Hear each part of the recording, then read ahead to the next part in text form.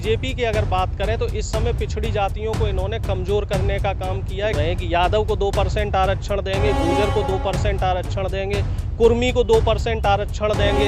अब कांग्रेस पार्टी जातिगत जनगणना के पक्ष में है। जिन जिन राज्यों में कांग्रेस की सरकार है तो नहीं, जिन जिन राज्यों में अभी कांग्रेस की सरकार है वहाँ जातिगत जनगणना होगी।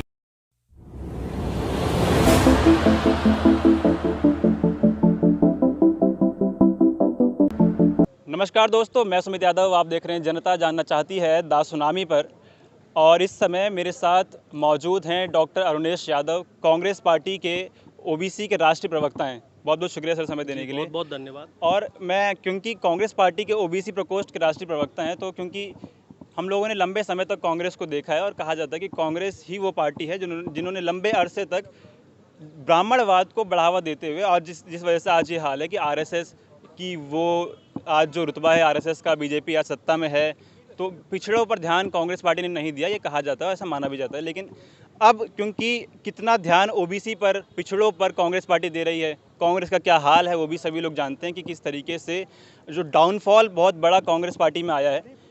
और तो हमारे साथ राष्ट्रीय प्रवक्ता डॉक्टर अरुणेश यादव हैं। जी सर, बताएं कि पिछड़ों के लिए, क्योंकि अब राजनीति अब वही होने लगी है घूम फिर के, कि लोगों को ओबीसी की वोट चाहिए, क्योंकि ओबीसी ही मान रहे हैं लोग कि ओबीसी का वोट जिसको नहीं मिलेगा तो उसकी सत्ता नहीं बनेगी। फिर देखिए, सबसे पहले तो मौका देने के लिए बहुत बहुत धन्यवाद। जो मौजूदा सिनेरियो है, आज से अगर हम 40-50 साल पहले की बात करें तो लोगों के अंदर जागरूकता का अभाव था। वोट के महत्व को लोग नहीं समझते थे, सत्ता के महत्व को लोग नहीं समझते थे। लेकिन मौजूदा समय की अगर हम बात करें तो अब पिछड़ी जाति, खास तौर से इस समय पिछड़ी जाति की अगर हम बात करते हैं तो जागरूक हो गई हैं। इनके मौलिक अधिकारों का जब से भारतीय जनता पार्टी सत्ता में आई है हनन हुआ है। आरक्षण को कांग्रेस किया गया नहीं। देखिए, कांग्रेस में अर्जुन सिंह कांग्रेस के चीफ मिनिस्टर थे मध्य प्रदेश के। मंडल कमीशन की सिफारिश लागू होने से पहले अर्जुन सिंह जी ने मध्य प्रदेश में पिछड़े वर्ग का जो आरक्षण था वो लागू कर दिया था। बाबू राम नरेश यादव उत्तर प्रदेश के चीफ मिनिस्टर हुआ करते थे और उन्होंने उत्तर प्रदेश में पिछड़ी जाति के लिए आरक्षण लागू किया था। और ये कब की बात है? 80 के दशक की बात है। और मंडल आयोग की जो सिफारिशें हैं वो 90 के दशक में लागू हुई हैं। तो ये एक भ्रांतियाँ हैं, ये एक क्या कहते हैं, मिथक, जो इस तरीके से कहते हैं ना, एक झूठ फैलाने का और जो एक फरेब फैलाने की जो राजनीति है, ये भारतीय जनता पार्टी द्वारा की जा रही है। भारतीय जनता पार्टी का आईटी सेल इस चीज़ में माहिर है और वो झूठ परोसता है कि कांग्रेस हमेशा पिछड़ों के विरोध में काम किया। मंडल आयोग का गठन कांग्रेस के शासनकाल में हुआ था। उसकी आयोग की जो सिफारिशें हैं 1982 में इंदिरा जी को सौंपी गई थी। बाद में इंदिरा जी का देहांत हुआ। फिर जब तीसरे मोर्चे की सरकार आई तो 92 में जाके वो सिफारिशें लागू हुई। और हायर एजुकेशन की अगर हम बात करें तो कांग्रेस के टाइम पे ही शासनकाल में 2005 में हायर एजुकेशन में भी, हायर एजुकेशन जो उच्च शिक्षा कहते हैं, उसमें भी आरक्षण जो है वो कांग्रेस ने ही दिया है। और कांग्रेस हमेशा हर जाति को, हर धर्म को और हर संप्रदाय को साथ में लेकर काम करती रही है। और ख़ास तौर से हम बीजेपी की अगर बात करें तो इस समय पिछड़ी जातियों को इन्होंने कमज़ोर करने का काम किया है। कैसे? पिछड़ी जातियां बीजेपी को ही वोट। हाँ, पहली चीज़ ये समझिए कि ओबीसी का जो आरक्षण है वो कैसे कमज़ोर कर दिया है। अब क्रीमी लेयर लाने वाले हैं और क्रीमी लेयर में बहुत ही कम लोगों को जानकारी है कि जो आपकी खेती की इनकम है वो क्रीमी लेयर में नहीं आती थी। लेकिन रोहिणी आयोग की सिफारिशें अगर लागू हो गई तो उसके बाद खेती की इनकम भी आपकी इनकम में जुड़ेगी, आपकी सैलरी भी आपकी इनकम में जुड़ेगी। और कुछ जो सामाजिक संस्थाएं हैं, जो पिछड़ों की संस्थाएं हैं, उनके दबाव के बाद ये कह रहे हैं कि हम वो 8 लाख से जो लिमिट है ना उसको बढ़ा के 12 लाख कर देंगे। तो ये आरक्षण को इस तरीके से कमज़ोर कर रहे हैं। और दूसरा जो इसमें पहलू है वो ये है कि ओबीसी में भी ये जातियों में आरक्षण कर रहे हैं कि यादव को 2% आरक्षण देंगे, गुर्जर को 2% आरक्षण देंगे, कुर्मी को 2% आरक्षण देंगे। यही तो चाहते भी हैं आप लोग।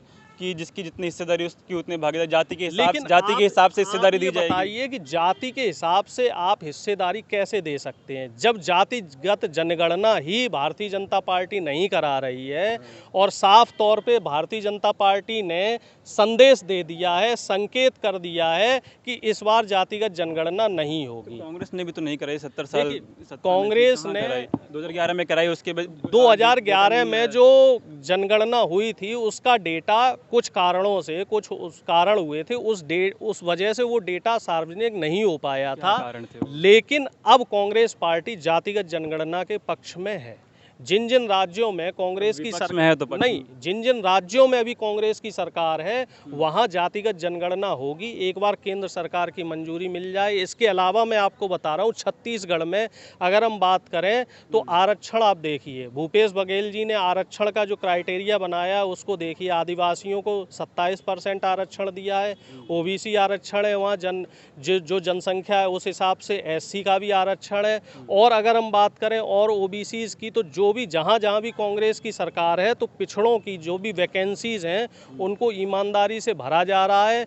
और इसके अलावा जो और तमाम मुद्दे हैं, चाहे वो पुरानी पेंशन का मुद्दा हो, चाहे वो ओबीसी सर्टिफिकेट बनने का मुद्दा हो, तो इन सब पे जो है भारतीय जनता पार्टी की सरकार जो है इस पे बैकफुट पे है। OBC certificate Bharatiya Janata party नहीं बनने दे रही। इसमें भी कांग्रेस के जो कार्यकर्ता हैं वो आगे बढ़कर जो है ओबीसी के जो सर्टिफिकेट्स हैं वो बनवाने का काम कर रहे हैं। और भी तमाम ऐसी चीज़ें हैं जिन पे कांग्रेस अब ज़्यादा ध्यान दे रही है। और काफ़ी हद तक मैं आपकी बात से सहमत भी हूँ कि कहीं ना कहीं पिछड़ी जातियों की अनदेखियाँ होती रही हैं, और उसी अनदेखी का परिणाम है कि जो दलित समाज है वो अपेक्षाकृत पिछड़ी जातियों से ज़्यादा जागरूक है। और इसमें कहीं ना कहीं जो पिछड़ी जातियां हैं उनकी भी जिम्मेदारी बनती है कि वो अपने मौलिक अधिकारों के लिए कभी भी उतना मुखर होके नहीं बोल पाए। जब आगे 2 राज्यों में चुनाव है, जिसमें गुजरात और हिमाचल में चुनाव है, 4 महीने बाद नवंबर में चुनाव होने हैं, क्या तैयारियां कांग्रेस की हैं पिछड़ों को साथ में लेने के लिए? क्योंकि पटेल पहले कांग्रेस के थे, आज बीजेपी के हो गए। नहीं, पटेल कांग्रेस के थे और कांग्रेस के रहेंगे। और पिछड़ी जाति हो चाहे दलित हो, हम सबके लिए जो बराबर हिस्सेदारी है, बराबर हिस्सेदारी को लेके बात कर रहे हैं, उस पर चर्चाएं हो रही हैं, मीटिंग्स हो रही हैं, बूथ लेवल की कमेटियां बन रही हैं और जगह जगह जो है प्रचार किए जा रहे हैं। साथ में नहीं आ रहा है पिछड़ा, लेकिन अब ये चीज़ तो ये देखने का नज़रिया है। तो कहीं ना कहीं जो इस समय हम ये कह सकते हैं कि कहीं ना कहीं जो पिछड़ी जातियां हैं इनका रुझान अब कांग्रेस की तरफ है। और जो बीजेपी द्वारा एक जो भ्रम फैलाया गया था, तो उस भ्रम को अब पिछड़ी जातियां भी समझ रही हैं। और इसमें एक चीज़ और है, जागरूकता लाने की ज़रूरत है। पिछड़ी जातियों को भी जागरूक होने की ज़रूरत है, क्योंकि आपको अपना हक छीन के लेना पड़ेगा। बहुत शुक्रिया सर। तो अब देखने वाली बात ये है कि कांग्रेस ने जो अपना पिछड़ा प्रकोष्ठ बनाया है, राष्ट्रीय प्रवक्ता से हमारी बात हो रही थी, तो क्योंकि अब राजनीति का जो केंद्र है वो पिछड़ा हो चुका है। सभी लोग, अब मोदी जी भी आए तो वो एक ओबीसी चेहरा बन के आए, और उसके बाद सभी लोग राजनीति कर रहे हैं उस वर्ग की जिस वर्ग में सबसे ज़्यादा वोट आते हैं। तो पिछड़ा किसके हिस्से में जाएगा और किसकी आगे 2024 में चुनाव है, अगले 4 महीने में चुनाव होने हैं गुजरात और हिमाचल में, तो क्या नतीजे वहाँ के होंगे? और पिछड़ों की राजनीति जो होने लगी है, आदिवासी फैक्ट भी बीच में आया द्रौपदी मुर्मू के आने के बाद, तो क्या इसका नतीजा आने वाले चुनाव में होगा? क्योंकि वो तस्वीरें देखेंगे। तो फिलहाल ये वीडियो मैं ख़त्म कर रहा हूँ। आप लोगों से मुलाकात होगी दूसरी वीडियो में किसी और जगह से कुछ और लोगों के साथ। जुड़े रहे हमारे साथ, देखते रहे ज़ात सुनामी। तब तक की नमस्कार, खुश रहें, स्वस्थ रहें।